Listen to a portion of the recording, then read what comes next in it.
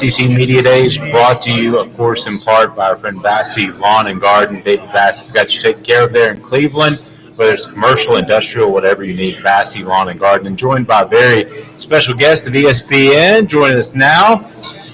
It is Chris Doering who joins us now, and he's a wide receiver from Florida, but now he's a superstar. How are you, Chris? I don't know about that. I appreciate it. It's good to be here with everybody else. It's like first day of school, right? Everybody comes back from vacation and now has a chance to get ready for the season. Well, so there are all these crazy lists that come out, and I don't put more credence in one than the other, but there was one this week that got Tennessee fans riled up, had Florida above Tennessee in the SEC East behind Georgia. Just kind of curious your thoughts on how you see the East shaking out. I mean, obviously, I have ties to Florida, which is, good and bad. One, it's great because I love my alma mater, but two, at the same time, people get upset when I don't necessarily promote Florida as religiously as they think I should. But I honestly believe that Florida right now is a step behind probably where Tennessee and Kentucky are. I'm impressed with what Josh Heupel was able to do in his first season in Knoxville, particularly a year ago this time we were talking about all the departures and how they were going to reconstruct the roster, and to see 1 year later that a lot of people are picking them to maybe be the third best team in the entire league is pretty impressive. Absolutely. So my whole thing has been concentrated on the NIL, and as a former player, how do you really feel about the NIL, and what problems do you think it's causing, or solutions? It's a tough position for me to be in because to try to look not only at NIL but college football as a whole through the traditional lens is a little irresponsible with how different it is with the transfer portal and NIL and conference realignment. You just can't necessarily hang on to the way things used to be. I think I would have probably done pretty well taking advantage of my name, image, and likeness from my career at Florida. So I like the idea of players being able to financially gain from that, but I don't like the idea of pay for play. I think we've got to figure out a way to more well define what the rules are, and then make sure we're enforcing those rules so that everybody can at least try to compete on a somewhat level playing field.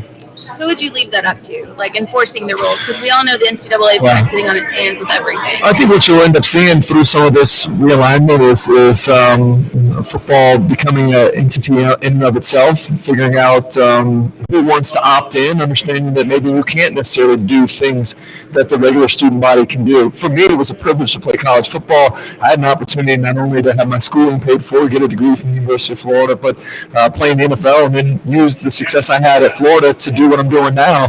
So there's a lot of benefit that you get to experience as a college athlete. Maybe some of the other student athletes don't, or other athletes on campus don't in general. So you take the good with the bad, you sacrifice a little, but the upside is much better. So I think eventually you'll see some sort of uniform group as we figure out a way for college football to break away from the NCAA as a whole. Chris, when we talk about the NIL money that's going to the players, ultimately, how much does that raise expectations and raise expectations on certain young men that have been tied to big-time dollars? Suddenly, that whole argument that I had is I've always said you don't do college athletes because they don't make money. Now that's kind of out the window.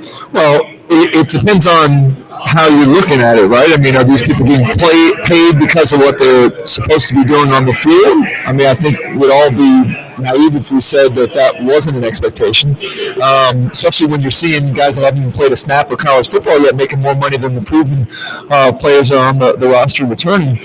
So, I do think there's already a lot of pressure on student athletes. Focusing on mental health is an important thing that a lot of folks around college athletics have talked about a little bit more with social media and the voices that you're forced to hear from fans that may or may not be a good representation of the rest of the fan base has got to be tough.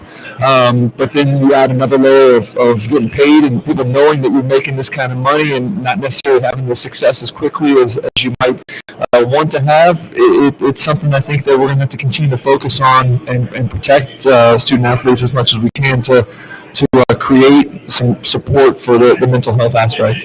Would you like to see the SEC take an aggressive approach of controlling the sport? Because I'm not going to put words in your mouth, but the NCAA hasn't done a very good job to this point. Would you like to see the SEC just kind of maybe become that institutional? I don't think you'll do that because you don't want to put your conference at a competitive disadvantage with what everybody else is doing, right? I mean, we're going back to see rules within the states that were written supposedly to help try to give advantages to their schools within that state, now having to rewrite them because they realize that there are, when you have no rules, it's better than having rules. And so now I don't know that the SEC would be willing to make that sacrifice. I think they could provide the leadership to do so with everybody else jumping on board, but I don't know if they'd take that first step and sacrifice, what they may be able to have in an advantage, kind of neutralizing that.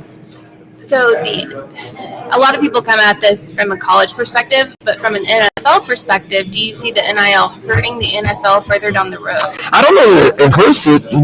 I've always been in favor of guys coming back and having not only the opportunity to get better, but to experience life in college. I think that's the one thing you talk to a lot of folks when you move on to professional football is how much you miss that time of being with your teammates and guys that are within 4 or 5 years of the same age. It was tough when I went to the NFL. All of a sudden, I'm a 22-year-old guy and on my team's a 35-year-old guy with 4 kids and a wife. It's a completely different time period. So I think, looking at what Matt Leonard did, a decade or more ago, and seeing the value in coming back for another year.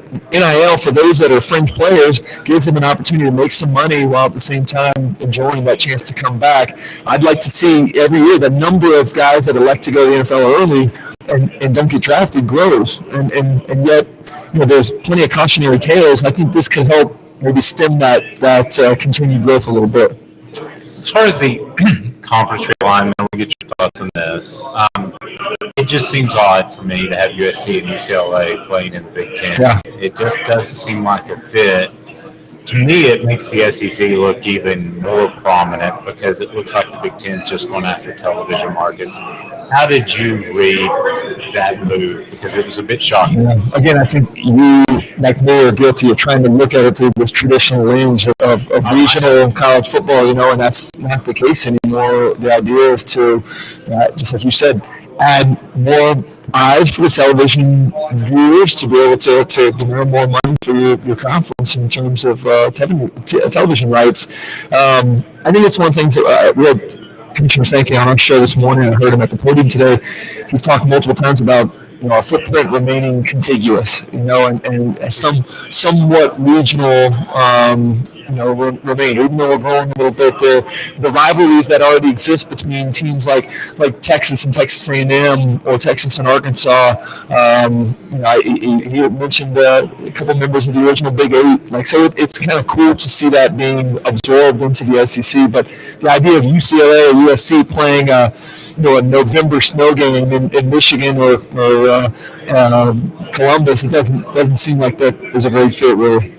Well, along those lines, logistically, too, I wonder, just very pragmatically, if you're a player that is looking at Southern, and let's say you're from Southern Cal, you're looking at USC or you're looking at UCLA, and they come to you and they say, oh, you're going to have to travel to Big Ten country 4 or 5 times out of the year.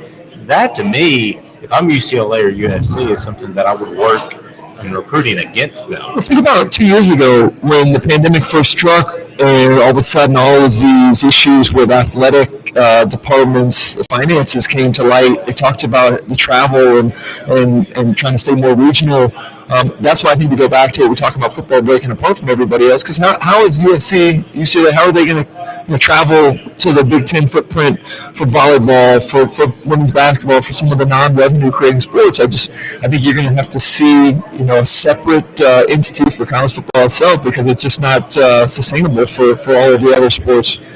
Last thing. So how do you see the East shaking out? Not to give away your prediction. Yeah, I think the storyline that maybe is not being talked about enough is who that second best team from the SEC East is. I think we can all agree that Georgia's probably the cream of the crop, but you look at Tennessee, you look at Kentucky, Florida's in the mix, even Missouri with the success they've had recently recruiting.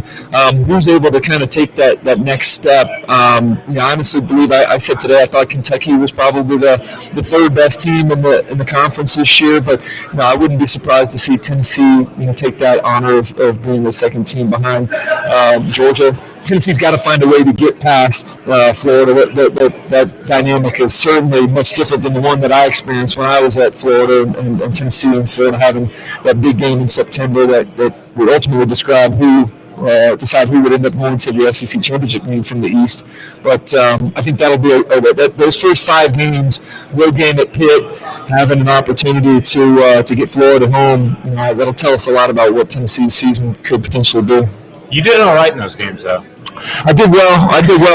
Maybe the best thing that you can get from an opposing fan base is how much they hate you, and I've got a lot of hate from Vol fans over the years. So I got nothing but love. I appreciate it. Nothing but love for. I've repaired relationships, I think, with my work here at the SEC Network. So I appreciate you guys. I'll get out. Yeah, no doubt. For Chris, I'm Dave. For Amanda, I'm Dave. More after this. Stay tuned. Thank you, guys.